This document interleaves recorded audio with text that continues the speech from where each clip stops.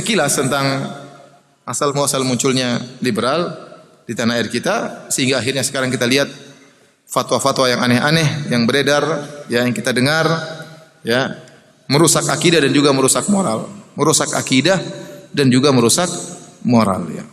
Gimana moral tidak rusak? Mengatakan boleh homoseksual, lesbi boleh, homo boleh, laki-laki boleh pacaran sama laki-laki, perempuan boleh pacaran sama perempuan. Ya. Bagaimana tidak sedih seorang wanita ternyata suaminya jatuh cinta sama suami orang lain? Sedih atau tidak? Sedih. Ini suami saya jatuh cinta bukan sama istri orang lain, suami saya jatuh cinta sama suami orang lain. Menyedihkan, ya. Gimana nggak rusak anak kita pacaran perempuan, pacaran sama perempuan juga? Rusak, ya. Subhanallah, moral rusak. Fatwa lagi, jilbab tidak wajib. Ada sebagian wanita tadinya pakai jilbab, tahu jilbab tidak wajib, dibuka jilbabnya. Ya. Menampakkan auratnya apa? Ada fatwa jilbab tidak wajib. Yang fatwa profesor, ya sudah, buka jilbab. Ente bantah-bantah, ente apa gelarnya? Enggak punya gelar membantah profesor. Logika orang awam seperti itu. Yang ngomong jilbab tidak wajib profesor. Ya. Ente siapa ente? Ya. Enggak bisa apa-apa mau bantah profesor. Akhirnya jilbab dibuka. Rusak moral. Kemudian lagi fatwa bahwasanya laki-laki harus sama dengan perempuan. Bukan hanya laki-laki saja yang boleh menjatuhkan cerai, perempuan juga boleh menjatuhkan apa? Cerai. Dan ini berbahaya. Berbahaya bagi laki-laki. Lu bayangkan kalau perempuan boleh menjatuhkan cerai, bahaya. Apalagi sedang haid. Ya waduh. Dia emosinya enggak stabil. Kalau perempuan boleh menjatuhkan cerai, antum dicerai 7 kali sehari mungkin. Oleh karenanya repot. Ya. Seperti ini. Yang bayar mahar laki-laki, ya, yang menyediakan makanan, sandang, pangan, papan laki-laki, kenapa perempuan jatuhkan cerai? Ya, ini kan apa enggak merusak rumah tangga seperti ini? Kamu saya cerai suamiku. Kenapa tadi malam enggak pulang-pulang? Kamu saya cerai. Waduh, jatuh talak 1. Terus kalau lelaki sudah ditalak, masa idahnya ada atau tidak? Ada masa idahnya. 4 bulan 10 hari. Kelamaan ya, akhi. 2 hari cukup masa idah. Kenapa 4 bulan 10 hari? Jadi kalau antum sudah dicerai oleh istri antum enggak boleh nikah. Sudah antum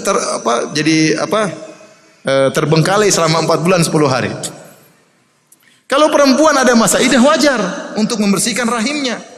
Sudah tidak tercampur dengan mani laki-laki yang lain, bersih rahimnya baru dinikahi oleh laki-laki lain. Kalau laki-laki buat apa masa idah? Apa yang mau dibersihkan? Fatwa aneh-aneh. Ya. Fatwa aneh-aneh. Ya. Ini merusak moral. Jadi moral rusak, ya. Kemudian juga akidah rusak.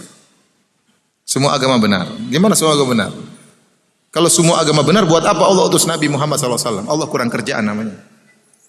Kalau semua agama benar, buat apa Nabi SAW menulis surat kepada Raja Heraklius, aslim taslam, masuk Islam kau selamat. Kalau enggak masuk Islam enggak selamat, ngapain? Nabi kurang kerjaan.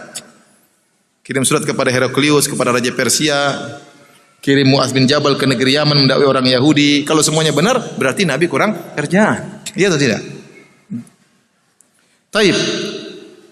Sebelum kita bahas tentang terorisme, sebelum kita menyebutkan tentang syubhat-syubhatnya, ada perkara yang harus kita yakini, itu tentang kebenaran Islam. Bahwasanya agama yang benar satu-satunya hanyalah Islam. Ini keyakinan yang harus kita yakini. Tidak boleh ada keraguan sama sekali dalamnya. Kenapa? Karena Allah menyatakan demikian dan kita yakin akan kebenaran Al-Quran. Allah berfirman, Inna dina indallahil Islam. Sungguhnya agama yang diridhai hanya Islam. Hanya Islam.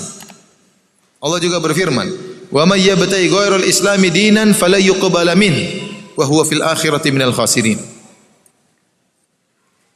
Barang siapa yang mencari selain Islam sebagai agama, maka tidak akan diterima oleh Allah Subhanahu wa taala. Wa huwa fil akhirati minal khasirin, dan dia di akhirat termasuk orang-orang yang rugi, masuk neraka jahanam. Dan Nabi SAW dalam Sahih Muslim menegaskan, Nabi berkata, la yasma'u bi ahadun min hadhil ummah yahudiyyun wala nasraniyun thumma yamutu wa lam yu'min billadhi ursiltu bihi illa kana min ahlin nar. Kata Nabi, tidak seorang pun dari umat ini yang mendengar tentang aku, tentang Muhammad, baik Yahudi ataupun Nasrani, kemudian meninggal dalam kondisi tidak beriman dengan apa yang aku bawa, kecuali penghuni neraka, kata Nabi SAW. Kalau Yahudi dan Nasrani saja yang percaya kepada Allah, Kalau tidak beriman kepada Nabi Muhammad masuk neraka, bagaimana lagi dengan nabi-nabi, dengan agama-agama lain yang tidak percaya sama Allah? Seperti Buddha. Buddha agamanya Tuhannya lain, tidak sama dengan. Kalau Yahudi, Nasrani, Islam Tuhannya sama. Tuhannya siapa? Allah. Hanya saja mereka musyrikin. Mereka berbuat syirik kepada Allah Subhanahu wa taala, tapi Tuhan yang dituju sama-sama Allah. Itu saja kalau mereka mati tidak beriman kepada Muhammad masuk neraka, apalagi orang-orang yang tidak beriman dengan Allah. Tuhannya memang asalnya udah beda. Tak Konghucu Tuhannya si Konghucu, atau misalnya Buddha Tuhannya Buddha, ya. Atau Hindu Brahmana, apalagi Brahma Wisnu sama Siwa, ya. Ada hubungannya dengan Allah Subhanahu wa taala. Makanya Imam Nawawi mengatakan, tatkala mensyarah hadis ini disebutkan Yahudi dan Nasrani karena mereka ahlul kitab. Menunjukkan kalau mereka saja tidak beriman kepada Nabi Muhammad masuk neraka, apalagi selain mereka. Apalagi selain Yahudi dan Nasrani.